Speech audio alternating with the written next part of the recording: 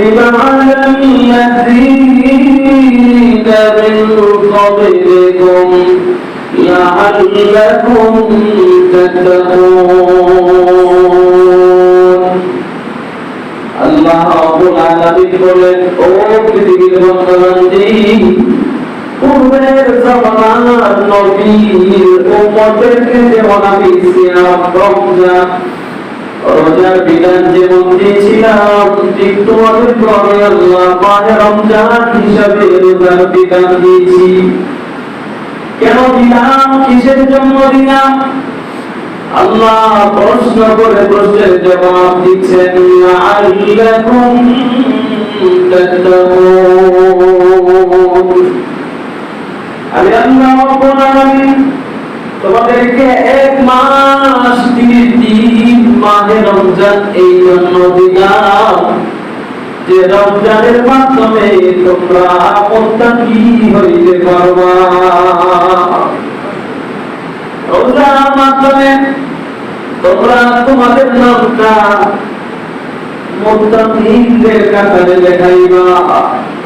এটাই হলো মাহে রমজানের 1 নাম্বার শিক্ষা। রমজান পাইয়া রমজানের আগে আমার আমলনামার ভিতরে গুনাহ ছিল, গুনার ময়লা যদি আমার আমলনামায় থাকে আমি কিন্তু মুত্তাকি হতে পারবো না। এই জন্য মাহে রমজানের ভিতরে আল্লাহ রাব্বুল আলামিন সাজায়া রহমত মাগফিরাত নাজাত এইভাবে স্টেপ বাই স্টেপ 30 দিন আমাকে আপনাকে দিয়ে আল্লাহ রেজাল্ট দিলেন। তুমি যদি মাহে রমজানের মাধ্যমে মুত্তাকি হয়ে তুমি তোমার নামটা মুত্তাকিদের তালিকায় বসাইতে পারো, আমি আল্লাহ ঘোষণা করলাম মাহে রমজান তোমার জন্য সফল হয়ে গেল। রমজান তোমার জন্য সফলতা বয়ে আনলো। 1 নাম্বার সবক মাহে রমজান আমাকে ঘিরিয়ে রমজান বলতেছে তুমি মুত্তাকি হয়ে যাও। এই জন্যই আল্লাহ রোজা থেকে রোজার মাধ্যমে তুমি মুত্তাকির গুণ অর্জন করবা, খোদা বিনু অর্জন করবা, আল্লাহর ভয় ভীতি তোমার দিলে অর্জন করবা। আল্লাহ তাআলার সাথে তোমার একটা মহব্বতের বন্ধন হবে। আল্লাহ তাআলার সাথে বান্দা বান্দি এমন একটা সম্পর্ক গড়ে উঠবে রমজানের মাধ্যমে, যে সম্পর্কের মাধ্যমে আল্লাহ তাআলা ঘোষণা করবেন যাও আমি তোমার জীবনের গুনাহ মাফ করে দিলাম। সুবহানাল্লাহ। হাদিস শরীফে এমন রাসূল বলেন বড় সুন্দর করে ইন্নাল্লাহ তাআলা ফারাদা ইন্নাল্লাহ তাআলা ফারাদা আলাইকুম সিয়ামা রমাদান। ও আমার উম্মত, আল্লাহ রাব্বুল আলামিন তোমাদের উপরে মাহে রমজানের রোজাগুলোকে ফরজ করে দিয়েছেন। এটা আল্লাহর পক্ষ থেকে বিধান। দিনের বেলায় ওয়াসানাতু লাকুম, আর আমি নবী তোমাদের উপরে একটা সুন্নাত অর্পণ করে দিলাম, একটা সুন্নাত তোমাদেরকে আমি দিলাম। ওয়াসানাতু লাকুম কিয়ামাহু, আমি নবীর সুন্নাত হলো রাতের বেলা দাঁড়ায়া দাঁড়ায়া তোমরা তারাবিহের নামাজ আদায় করবে। এই হাদিস থেকে রমজানের ভিতরে বিশেষ আমল 2টা পাওয়া গেল, যে 2টা আমল অন্য মাসে পাওয়া যায় না। 1 নাম্বার ফরজ আলাইকুম সিয়াম রমাদান, আল্লাহ তোমাদের উপরে দিনের বেলা রোজা ফরজ করে দিয়েছেন। আর নবীর পক্ষ থেকে রাতের বেলা তারাবির নামাজ আমাকে আপনাকে দেওয়া হয়েছে। তারাবির নামাজ রমজানের বাইরে নাই, রমজানের বাইরে লাগাতার ফরজ রোজা নাই, আছে? তাহলে এই হাদিস থেকে আল্লাহ নবী 2টা কথা আমাকে আপনাকে বুঝাইলেন, যে 2টা আমলে হলো মাহে রমজানের বিশেষ আমল। এছাড়া অন্য আমলগুলো তেলাওয়াতে কোরআন এই মাসে পড়লে সওয়াব বেশি, অন্য মাসেও তেলাওয়াতে কোরআন করা যায়। তাই না? জিকির আজকার তাসবিহ তাহলিল যত আমলই করুন না কেন সারা মাস সারা বছর করা যায়, কিন্তু রোজা আর তারাবি এই দুইটা আমল রমজান মাসের ভিতরেই করা যায়, বাহিরে করা কি বলে করা যায় না। দুইটা আমলের কথা বলেন আমার নবী বড় সুন্দর করে বলেন, মান কামাহু ওয়া সামাহু ঈমানাও ওয়া ইহতিসাবা।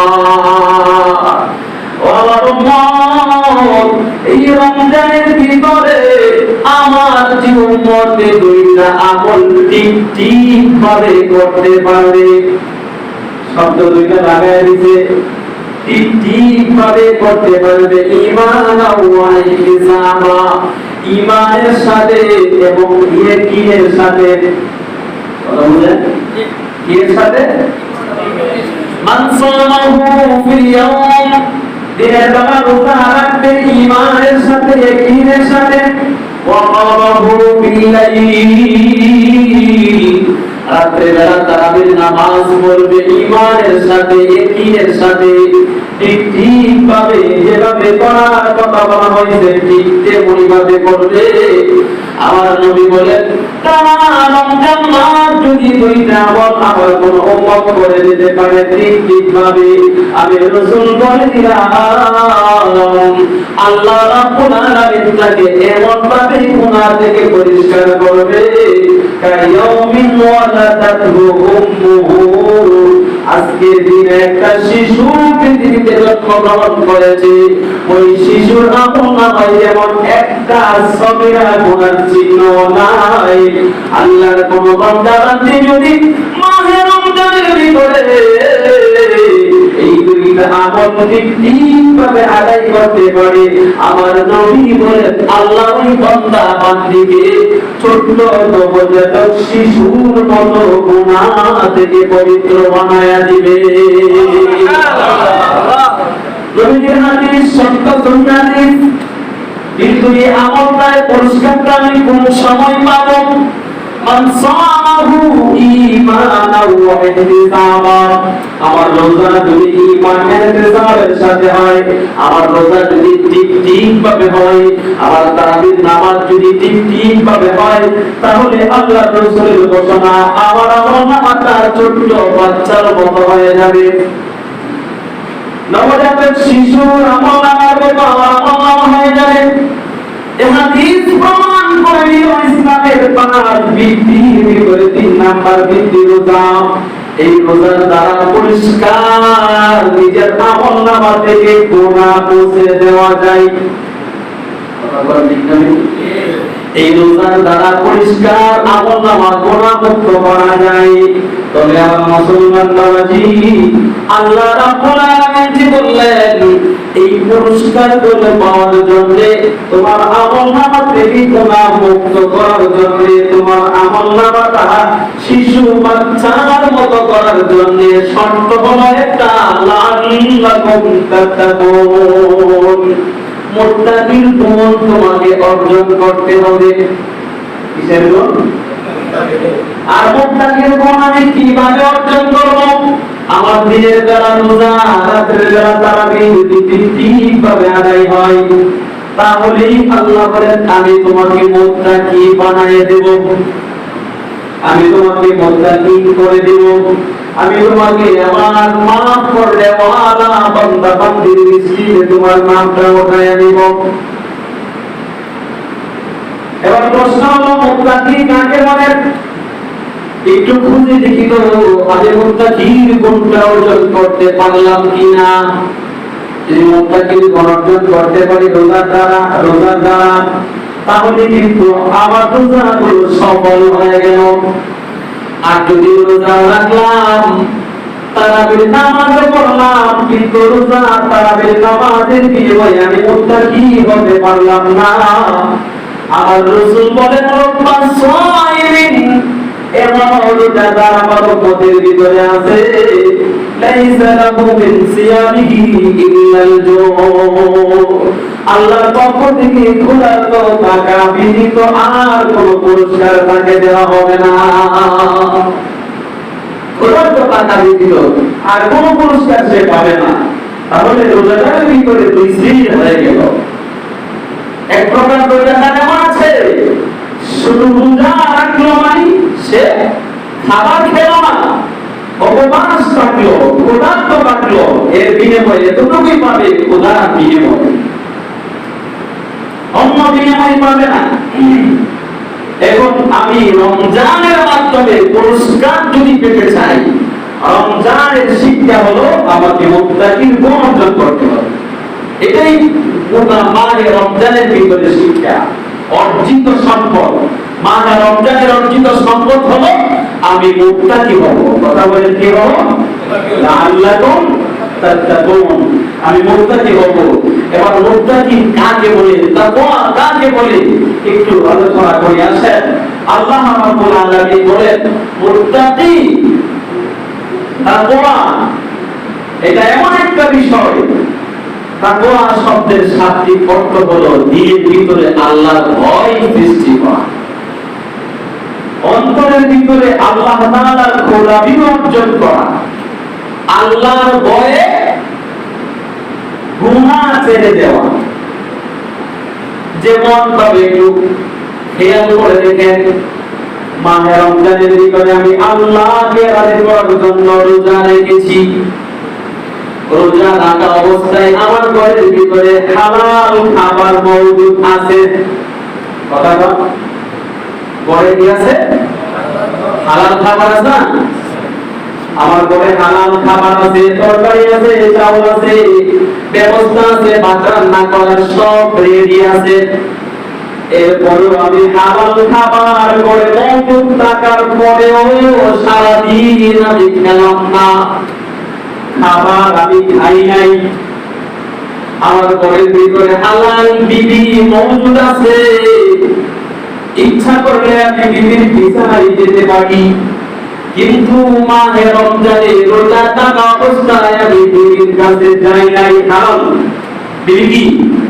কথা বলে আমার জন্য, আমার জন্য আমার বিবি হারাম না? কিন্তু মাহে রমজানে রোজা রেখে আমি বিবির কাছে গেলাম না, হারাম খাবার আছে খাইলাম না। কেন বিবির কাছে গেলাম না? কেন খানা হালাল টাকার উপরেও খাইলাম না? প্রশ্নের জবাব হলো আমি আল্লাহকে ভয় করে করে রমজানের ভিতরে রোজার নিয়ত করেছি। আর রোজা থাকা অবস্থায় আল্লাহ বলেন হালাল খাবার থাকলেও খাইতে পারবা না, হালাল বিবি থাকলেও তুমি কাছে যাইতে পারবা না। আমার আল্লাহ নিষেধ করেছে, আল্লাহর নিষেধকে আমি মেনেছি, আল্লাহর আইন মেনে আল্লাহকে রাজি খুশি করার জন্য রমজানের বেলা দিনের বেলা আমি খাই নাই, পান করি নাই। কিসের জন্য? আল্লাহর ভয়ে। আল্লাহ নিষেধ করছেন যদি আমি খাই, হালাল খাবার মওজুদ আছে, খাইতে পারি, কিন্তু আমার জন্য গুনাহ হবে, আল্লাহ বেরাজ হয়ে যাবে, এই জন্য খাই নাই। আমার নবী বলেন যেমন ভাবে মাহে রমজানের ভিতরে তুমি রোজা থাকা অবস্থায় হালাল খাবারটা তোমার জন্য হারাম হয়ে গেছে, হালাল বিবি তোমার জন্য হারাম হয়ে গেছে, এই রমজান থেকে আমি আল্লাহ তোমাকে শিক্ষা দিতে চাই, এই রমজান থেকে আমি আল্লাহ তোমাকে স্মরণ করায়া দিতে চাই, এই রমজান থেকে আমি আল্লাহ তোমাকে সবক দিতে চাই। যেমন ভাবে রমজানের ভিতরে আল্লাহর ভয়ে করে খাবার খাওয়া রে, এই রমজানের বাহিরে বাকি 11 মাস যখন তোমার সামনে আসবে, ওই রমজান থেকে শিখবা আর রমজানের ভিতরে তো আমার ঘরে হালাল খাবার ছিল, আমি খাইছি না আল্লাহকে ভয় করে। রমজানের ভিতরে আমার হালাল বিবি ছিল, আমি কাছে যাই নাই আল্লাহকে ভয় করে। আল্লাহ বলেন রমজানের বাহিরে রোজা যখন চলে যাবে, রমজানের বাহিরে বাকি 11 মাস আমি আল্লাহ তোমার জন্য যে কাজগুলো হারাম করে দিয়েছি, যে কাজ করা আমি আল্লাহ তোমার উপর হারাম করে দিয়েছি, এই হারাম কাজগুলো থেকে এই রকম ভাবে তুমি বাইচা থাকবা যে আমি আল্লাহকে ভয় করি, আল্লাহ বেরাজ হয়ে যাবে হারাম কাজ করলে। আল্লাহ আমার প্রতি অসন্তুষ্ট হয়ে যাবে হারাম কাজ করলে। আল্লাহ বলেন রমজান থেকে আমি তোমাকে শিক্ষা দিলাম, রমজান থেকে আমি কথাটা তোমাকে স্মরণ করায়া দিলাম। রমজানের পানিও আমি আল্লাহ যেগুলো নিষেধ করেছি এই কাজগুলো তুমি করতে পারবে না। এটা হলো মানে রমজানের 2 নাম্বার শিক্ষা।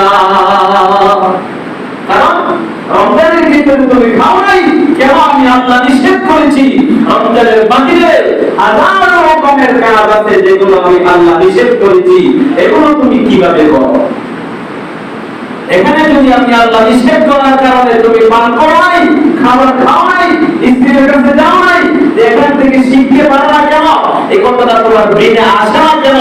যেমন ভাবে রোজা রাখা অবস্থায় আল্লাহ আমাকে খাইতে নিষেধ করছে, এই জন্য আমি খাই না। ও ভাই, আল্লাহ আমাকে মিথ্যা কথা বলতে নিষেধ করেছেন, মিথ্যা কথা বললে হারাম, এই জায়গায় গিয়ে আমার এই কথাটা স্মরণে থাকে না কেন? কথা বলেন, স্মরণে থাকে না কেন? আল্লাহ এখানে নিষেধ করার কারণে আমি খাইছি না, আলহামদুলিল্লাহ ভাবছি। আল্লাহ বলেছেন তুমি মিথ্যা সাক্ষ্য দিতে পারবে না, এটা আমি তোমার জন্য হারাম করে দিয়েছি, কিন্তু এখানে যাওয়ার পরে আমার এই কথাটা বলে থাকে না। মানে রমজানের 2 নাম্বার শিক্ষা হলো যেমন ভাবে রমজানের ভিতরে আল্লাহকে পাই না, আল্লাহকে ভয় করে করে আমি রমজানের বিধানগুলো পালন করেছি। আমি যদি আমার রোজাগুলোকে সফল বানাইতে চাই, আমি যদি আমার রমজানের রোজা দ্বারা মুত্তাকি অর্জন করতে চাই, আমি যদি রমজানের রোজা দ্বারা আমি আল্লাহর কাছে প্রিয় হতে চাই, আমার জীবনের আমল মাথা যদি শিশু বাচ্চার মতো বানাইতে চাই, আমার রোজা তাজা অবস্থায় এবং রোজার বাহিরে যতগুলো হারাম কাজ আছে সবগুলো আল্লাহর ভয়ে ছেড়ে দিতে হবে। কথা বলে দিতে পারছি? এই জন্য আমার রমজানের রোজাগুলো সফল বানাইতে হবে। আবার সফল রোজা কখন হবে? রোজা রাখলাম মিথ্যা কথা কইলাম, রোজা রাখলাম মিথ্যা সাক্ষ্য দিলাম, রোজা রাখলাম আবেদনের মাল দখল করলাম, রোজা রাখলাম ব্যবসাতে গোপনে কম দিলাম, রোজা রাখলাম মাল ক্রয় করার সময় ধোঁকা করলাম, মাল বিক্রি করার সময় ধোঁকা নিজে দিলাম, রোজা রাখলাম ইসলামের যতগুলো বর্ণিত কাজ আছে সবগুলো আমি চালায় গেলাম। আমার রাসূল বলেন তোমার রোজা তোমার জন্য খোদা ছাড়া আর কিছু ফায়দা দিবে না। রোজার দ্বারা উপকৃত যদি হতে চাও, রোজার দ্বারা মুত্তাকির গুণ যদি আমি অর্জন করতে চাই, যেমন ভাবে মাহে রমজানের ভিতরে আমি আল্লাহকে ভয় করেছি, আল্লাহ রাব্বুল আলামিন বলেন সমস্ত নিষেধ কাজ থেকে আমাকে ভয় করে করে বিরত থাকতে হবে। সংক্ষেপে বুঝলেন? একটা একটা করে উদাহরণ দিয়ে দিয়ে বলার সময় আছে? কথা বলে সময় আছে? আল্লাহ যেই কাজগুলো আমাকে হারাম করেছে, যে কাজগুলো আমার জন্য নিষেধ করেছে, এই সমস্ত কাজ ছেড়ে দেওয়া এর নামই হলো তাকওয়া। কথা বুঝতে পারছেন? আমাকে আল্লাহ যে কাজগুলো নিষেধ করছেন, সমস্ত নিষেধাজ্ঞা কাজগুলো ছেড়ে দেওয়ার নামই হলো কি ভাই? তাকওয়া। তাকওয়ার 4টা স্তর, মুত্তাকির 4টা স্তর। 1 নাম্বার হলো কুফরি শিরক জাতীয় গুনাহ ছেড়ে দেওয়া, কুফরি ছেড়ে দেওয়া। 2 নাম্বার শিরক ছেড়ে দেওয়া। 3 নাম্বার আল্লাহ তাআলা যত জিনিস আমার জন্য হারাম করছে সবগুলো আল্লাহর জন্য ছেড়ে দেওয়া।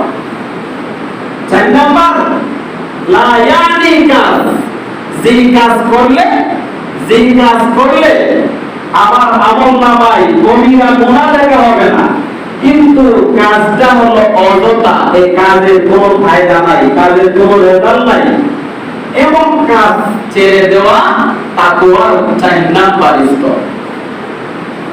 এবার আল্লাহ তাআলা বলেন وَمَن يَتَّقِ اللَّهَ يَجْعَل لَّهُ مَخْرَجًا। মাহে রমজানের মাধ্যমে রোজা পালন করে করে তুমি যদি মুত্তাকির গুণ অর্জন করতে পারো, আমি আল্লাহ যেমন ভাবে তোমার জিন্দেগীর গুনাহগুলো মাফ করে দেব। দুই নাম্বার আরেকটা জিম্মাদারি আল্লাহ তোমার কাছ থেকে গ্রহণ করব। ومن يتق الله يجعل له مخرجا ويرزقه من حيث لا يحتسب। তুমি যদি আল্লাহর ভয়ে গুনাহ ছেড়ে দিয়ে মুত্তাকির গুণ অর্জন করতে পারো, আমি আল্লাহ তোমাকে দ্বিতীয় পুরস্কার দেব। আমার জিম্মাদারিতে তোমার রিজিক আমি আল্লাহ তোমার ঘরে পাঠায়া দিব। তুমি বুঝতেও পারবা না যে আমার গরিবটা কিভাবে আসলো। তুমি ধারণা করতে পারবা না আমার কাছে এগুলো কিভাবে আসলো।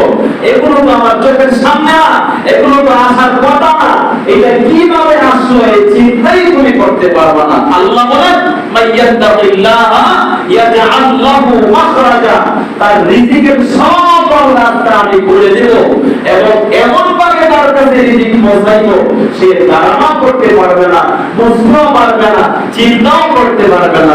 সুবহানাল্লাহ। এই জন্য মাহে রমজানের এক নাম্বার শিক্ষা হলো তাকওয়া অর্জন করা। বলেন কি করা? তাকওয়া অর্জন করা, আল্লাহর ভয়ে গুনাহ ছেড়ে দেওয়া। আমাদের এক মুরব্বী তাকওয়ার বড় সুন্দর সংজ্ঞা দিয়েছেন। তাকওয়ার সংজ্ঞা বলে আল্লাহকে রাজি করার জন্য ফরজ, ওয়াজিব, সুন্নতে মুআক্কাদাগুলো আদায় করা। বলেন আল্লাহকে রাজি করার জন্য ফরজ, ওয়াজিব, সুন্নতে মুআক্কাদা কি করা? আদায় করা। আর সকল